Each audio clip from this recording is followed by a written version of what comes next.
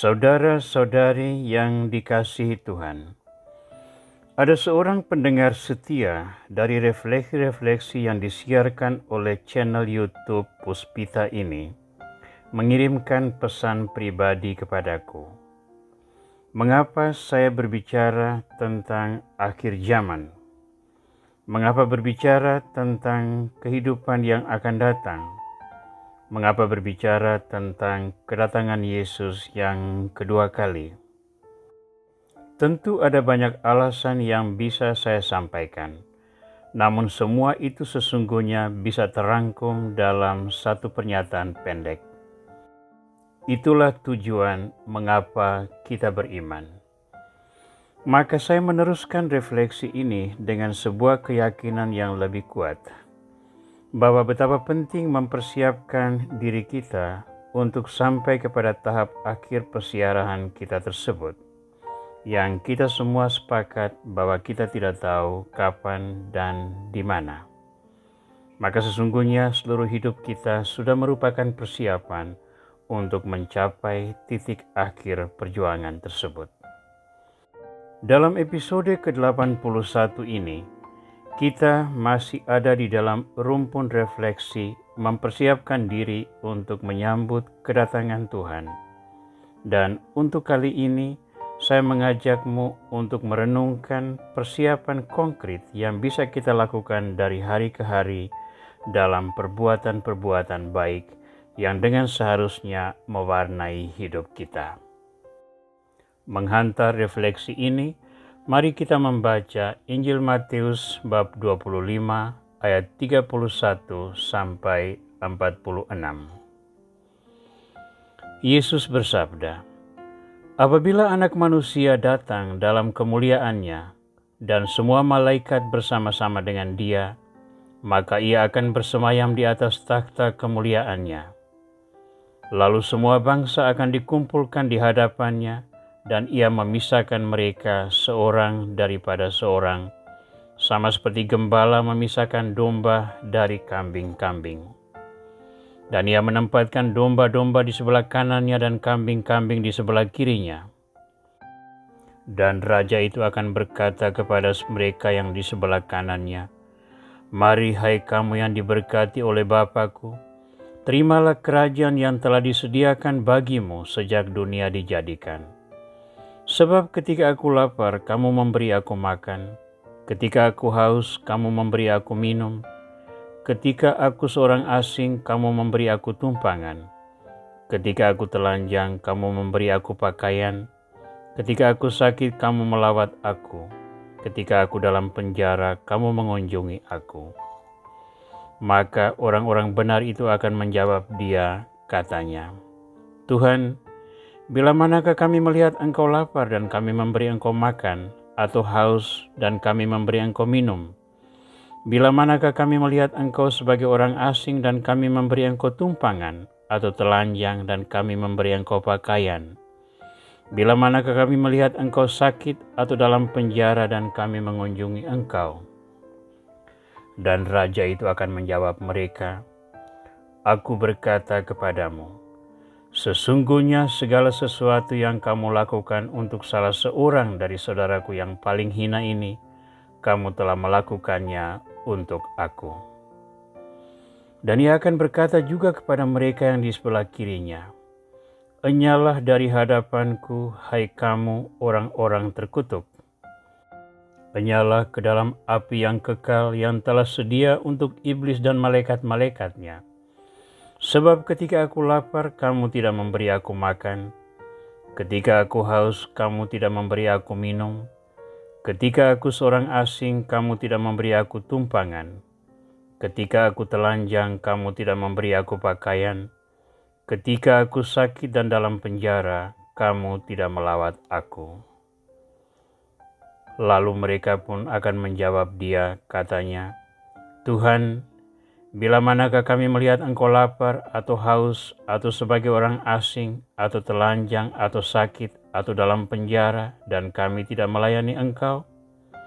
Maka Ia akan menjawab mereka, 'Aku berkata kepadamu, sesungguhnya segala sesuatu yang tidak kamu lakukan untuk salah seorang dari yang paling hina ini, kamu tidak melakukannya juga untuk aku. Dan mereka ini akan masuk ke tempat siksaan yang kekal, tetapi orang benar ke dalam hidup yang kekal. Saudara, imajinasi tentang penghakiman terakhir barangkali menyakitkan dan menakutkan. Namun bagi orang-orang yang beriman dan menghayati prinsip-prinsip Injil sesuai yang dijabarkan Kristus, peristiwa penghakiman itu merupakan sebuah pembebasan. Kristus memberi perintah untuk mencintai Tuhan dan sesama, dan cinta kepada Tuhan dan sesama berkaitan satu sama lain, sehingga orang yang mencintai Tuhan otomatis akan mencintai sesamanya. Dan orang yang mencintai sesama pasti menghargai dan mencintai Tuhannya. Apa ukuran kita diselamatkan?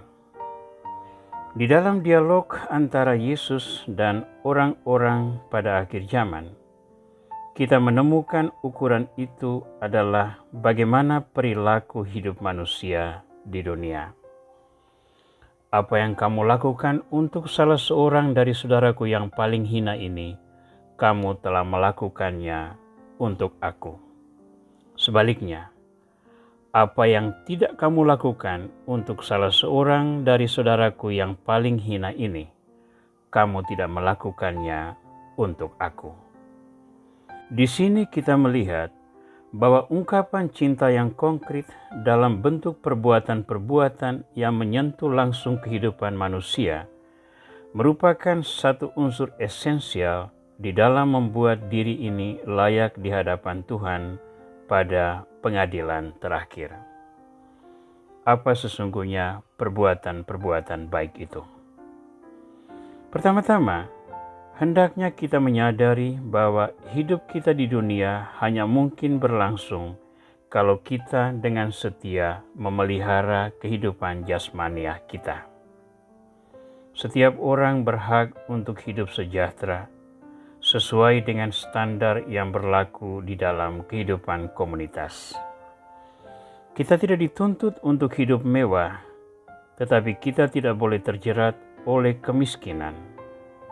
Maka hendaklah kita berusaha sungguh-sungguh untuk membangun pola hidup yang menjamin kesejahteraan kita, pendidikan yang baik, ekonomi yang baik, yang memungkinkan kita bertumbuh sebagai pribadi manusia yang bermartabat.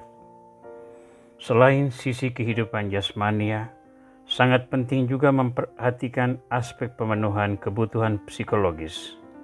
Bersikap ramah terhadap sesama, menghargai dan memperlakukan mereka dengan penuh hormat, sehingga sebagai pribadi ia memiliki tempat yang baik di dalam kehidupan bersama. Kebersamaan pada dua aspek ini pada gilirannya akan menunjang kehidupan rohania yang memadai ketika kita bersama-sama membentuk sebuah persekutuan iman, di mana setiap orang diterima dan dihargai, di mana setiap orang mengalami kasih persaudaraan, di mana setiap orang menemukan sukacita di dalam berbagai tekanan hidup.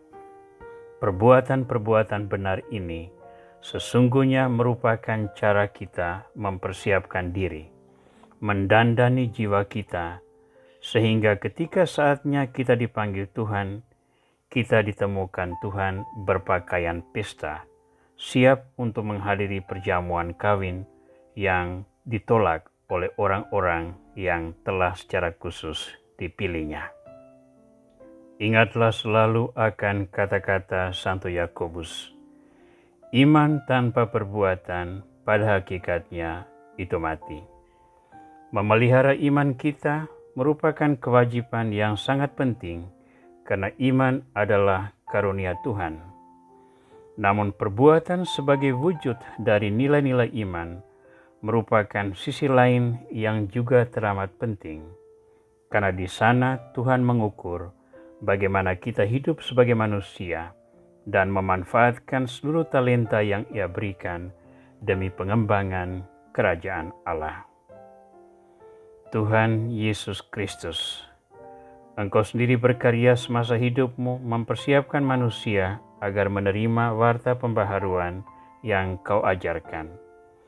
Doronglah kami juga untuk selalu kuat di dalam doa dan karya, sehingga hidup kami seimbang antara lahir dan batin, yang membangun persekutuan umat Allah, tempat setiap orang mengalami kasih cinta-Mu yang memberi hidup. Jadikanlah hidup kami pujian bagi keagungan nama-Mu, kini dan sepanjang masa. Amin.